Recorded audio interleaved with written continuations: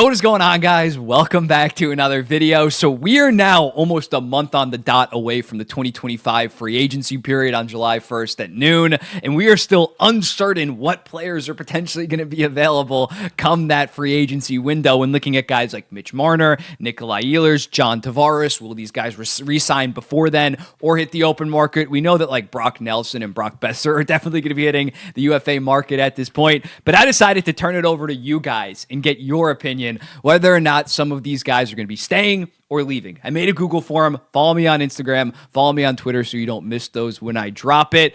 So yeah, let's get into it. Pretty self-explanatory in terms of two options for Corey Perry and Brett Burns. I added the option of retirement, and we're going to go through it right now. We are starting with Mr. Mitchell Marner after the Brad Treliving comments that we need to change the DNA of this team. It's going to be interesting. I did drop this last night, so people didn't know about that, but that definitely leans more so towards Mitch Marner potentially leaving. See it? 96.4% leaving. Again, at the end of the day, right now I would vote leaving, so it does make sense when I give you two options, but I'd say it's closer to like 70-30. It is possible that he just says, I want to take some kind of cheap 8-year, 11.5, even $12 million. I think Toronto probably would do. But yeah, holy shit. After Brad Treliving's comments this morning, hopefully all of these are not like this. Hopefully a lot more of them are ballots. Probably will be, but we'll see. Nikolai Ehlers, okay, 21.9% staying. Yeah, I'd probably put this around 75 to 25%. Cheveldayoff is definitely going to make a run at him in terms of bringing him back, considering Winnipeg is not the most attractive free agency destination.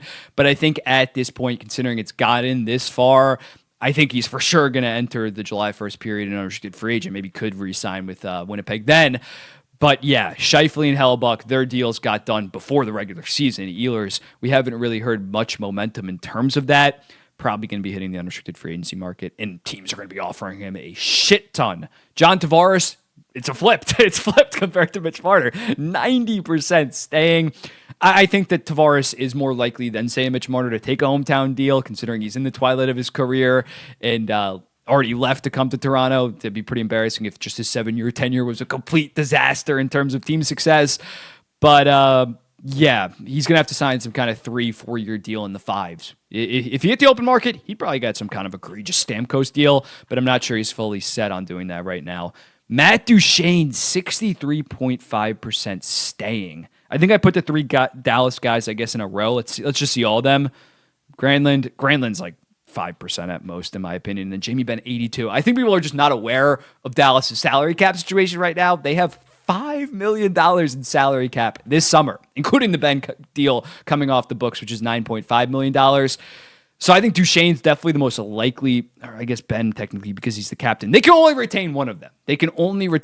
I don't think Ben is going to take, or Duchene's going to take another $3 million deal after being point per game. He should fire his agent. Maybe he takes a 1-year deal at $5 million. But, and they could move off Dumba, but I think moving off Dumba would just give them enough cap to re-sign a Maverick Bourque that's also a restricted free agent. They also have Dodonov and Blackwell as unrestricted free agents.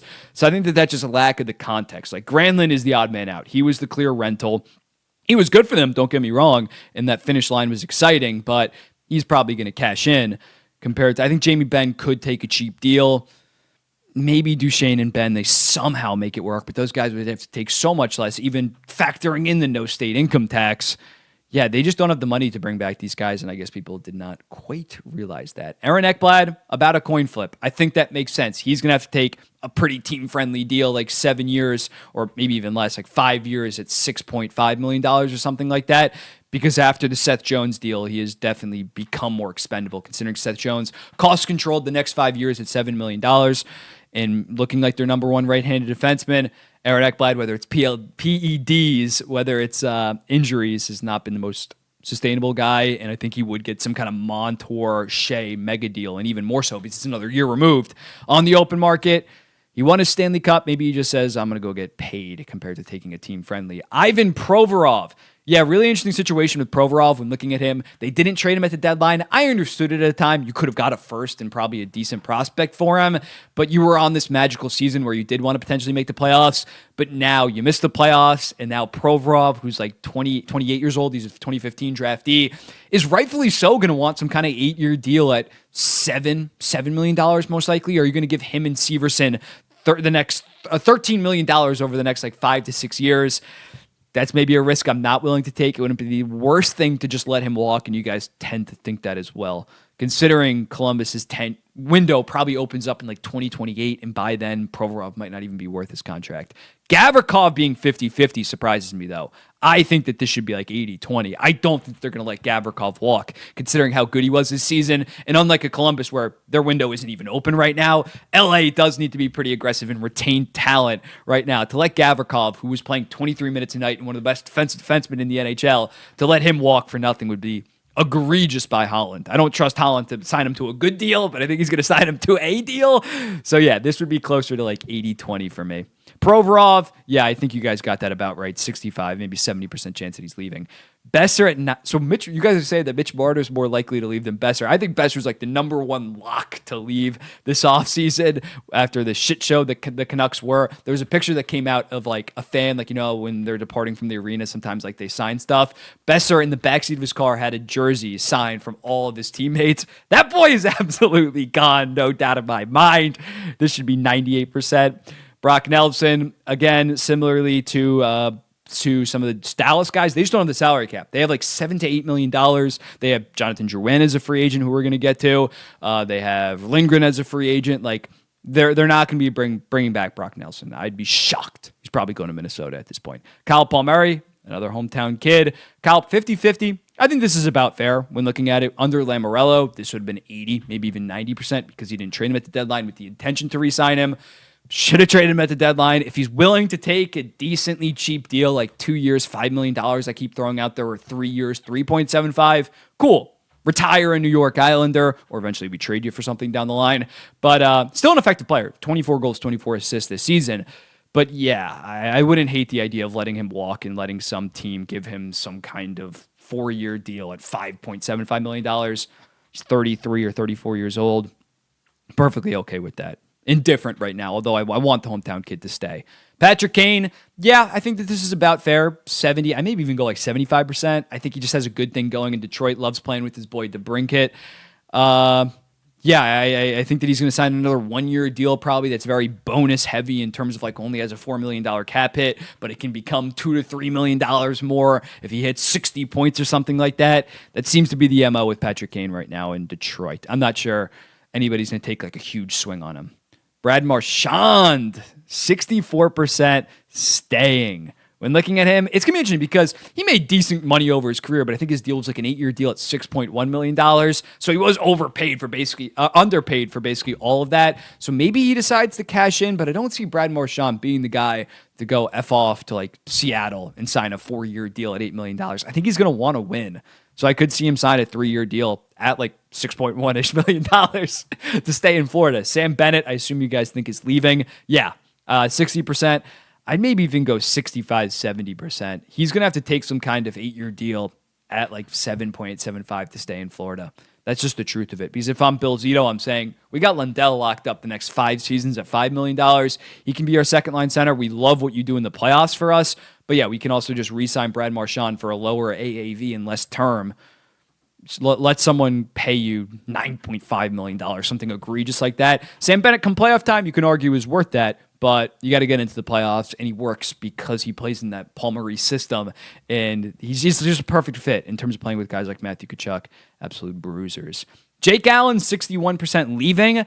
I'd put this a little bit higher. I think he's going to get some sizable money. When looking at him this season, he had like a 906 and like 15 goals saved above expected. He was very good. I could see a team that's desperate for like a 1B, like a veteran 1B, really not giving him something like huge, but like 2 years, $4-ish million. And if I'm the Devils, I'm just not doing that. I'm bringing in someone cheaper and hoping that Markstrom can give me 55 games if he doesn't get hurt. Yanni Gourde, 60% staying. Yeah, I'd probably bump this up. I could see that they made this deal because they knew Yanni Gourde would take some kind of 3-year deal at $3.54 million to kind of retire as a Tampa Bay Lightning. He went off to Seattle in the expansion draft.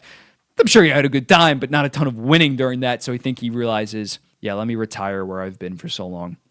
Max Pacioretty's an interesting one. So good in the playoffs that I could maybe see a team throw him a 1 or 2 year deal at like $3 to $4 million.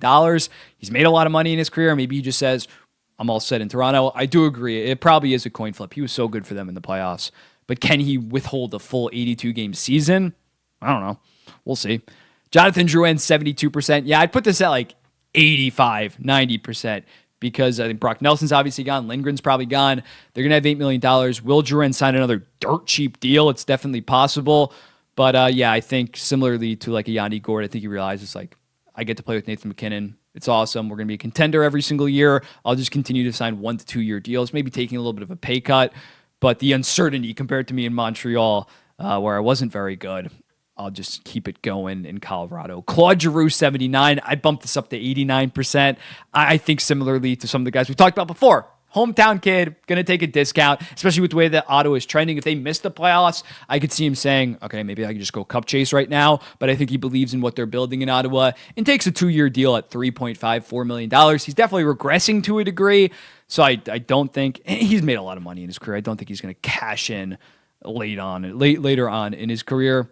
Just stay in Ottawa, Senator. Ryan Donato, 62%. If he leaves for nothing, man, and they could have gotten easily a first-round pick, considering the season that he was having this year in Chicago, that would be disastrous, man. I think he's going to stay just because Kyle Davidson kind of by not trading with the deadline. You gotta re-sign him. It's going to be something egregious like a 5-year deal at $5.5 million. He clearly had a contract year. But I think he's going to stay. I think he's going to stay. That's not like going to make or break the rebuild if he leaves for nothing, but I would not like that one bit. Pia Suter, I think they got to keep him, especially if Besser's walking. He was like their number one center for the final 20 to 30 games of this season.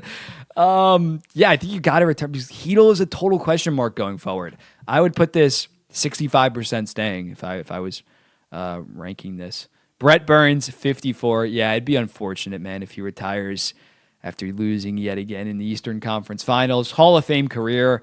But it might be time to wrap it up. He is no longer the player that he once does. Still has solid analytics because he plays with Jacob Slavin. He's just fully lost a step.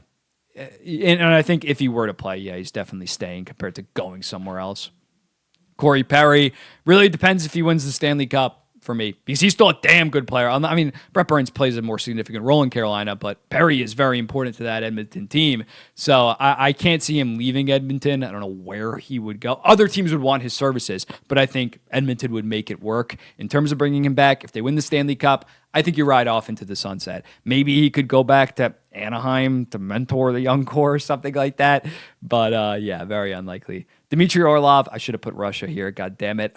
Leaving. Yeah, I don't know how you bring him back if you're the Carolina Hurricanes. It's not only because of his play in the Eastern Conference Finals, but also you have Morrow and Nikishin that are ready to go in terms of next season. Bring them in on ELCs compared to giving Orlov some 2 to 3 year deal at 4.5, which some dumb team probably will do.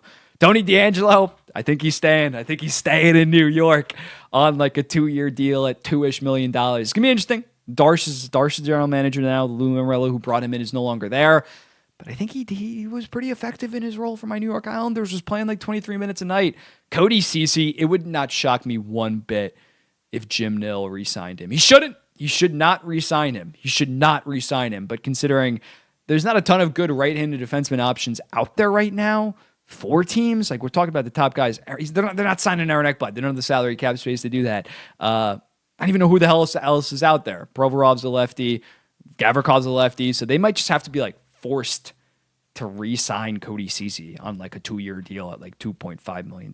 That's a serious, within their system, Bichelle, I think, is a lefty. It's like they don't have any other immediate replacements. And they're already trading Dumba, who's going to be a right-handed defenseman probably. I misspelled Kuzmenko here. This is the last one. Kuzmenko, yeah, I think he's probably going to stay. He was so good for them. He had like 18 points in 21 games or something like that. 3 goals, 3 assists. Come playoff time, give him a 2-year deal at $4 million. Expect him to be just an all-offense, 45-ish point guy and give you some scoring. Makes sense in my books. But yeah, let me know in the comments. What do you think about these poll results? Which guys are you way higher on staying or leaving? I'll be seeing you in the next one. Peace. Also, again, thank you guys, whoever submitted the form. I greatly appreciate it. And follow me on Twitter or Instagram so you don't miss this and you can be involved in the next one.